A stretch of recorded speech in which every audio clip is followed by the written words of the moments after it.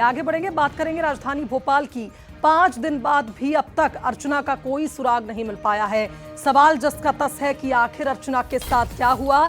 अर्चना तिवारी को एक युवक ने देखा था बीना बैतूल ट्रेन में सफर करते हुए, तो वहीं रानी कमलापति स्टेशन से अर्चना चढ़ी थी। इस बात का भी जिक्र किया गया है उस युवक द्वारा, जिसने बताया है कि उसने अर्चना तिवारी को देखा था।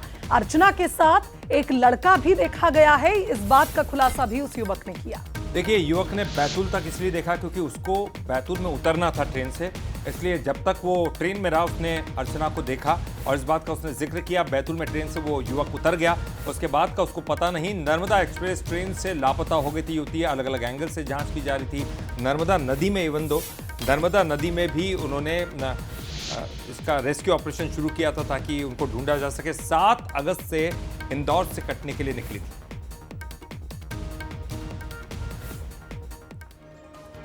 तो देखिए, पुलिस को अब तक कोई सुराग नहीं मिला है अर्चना तिवारी के बारे में। 5 दिन हो गए लापता है। अर्चना ट्रेन से यात्रा कर रही थी और गंतव्य स्टेशन पर ट्रेन में नहीं मिली, यानी कि जहां उसको पहुंचना था वहां ट्रेन में नहीं मिली।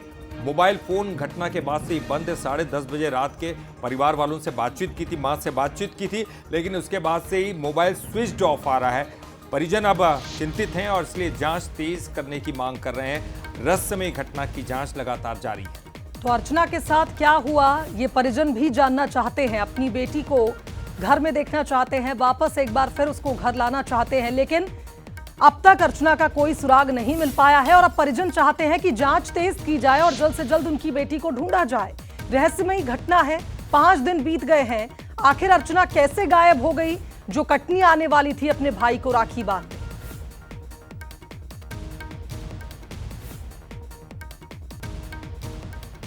और हमारे कटनी संवाददाता लीलाधर जाटव ने अर्चना के परिवार वालों से बातचीत की। क्या कुछ उन्होंने कहा, चलिए सुनते हैं।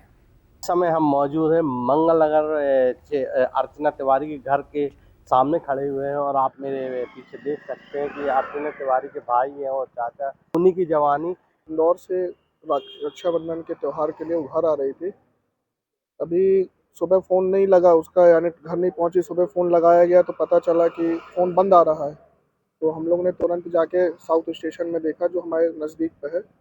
साउथ स्टेशन में वो ट्रेन जा चुकी थी। फिर हमारे कुछ वहाँ रिश्तेदार उमरिया में रहते, तो उनको बोला कि जब तक वहीं पहुँच रही थी ट्रेन, उन लोग ने वहाँ जाके देखा तो सिर्फ उसका बैग मिला, जो कि बैग के अंदर उसका मोबाइल का चार्जर, कपड़े कुछ और रक्षाबंधन की मिठाइयाँ, राखियाँ हम लोग के लिए जो बुला रही थी, यही सब रहा। फिर हमने जीआरपी थाना में रिपोर्ट दर्ज कराई। उसके बाद मामला कायम हुआ। पुलिस अपना प्रशासन सब लगी हुई है, लेकिन अभी तक आज 5वां दिन ख़त्म होने की ओर में ऐसा कुछ जानकारी नहीं मिल पाई है। हर तरीके से सोशल नेटवर्किंग में भी चलाया गया है, उचित इनाम की भी घोषणा कराई गई है, लेकिन किसी भी प्रकार से अभी हर चीज़ों में असफल है। प्रशासन आरपीएफ जीआरपीएफ हमारा काफ़ी सहयोग करे, लेकिन सभी चीज़ों को देखने के बावजूद कुछ भी अभी तक ऐसा नहीं मिला है कि जिसके पीछे हम जाके पता लगाया जा सके। आखिरी बार बात कब हुई?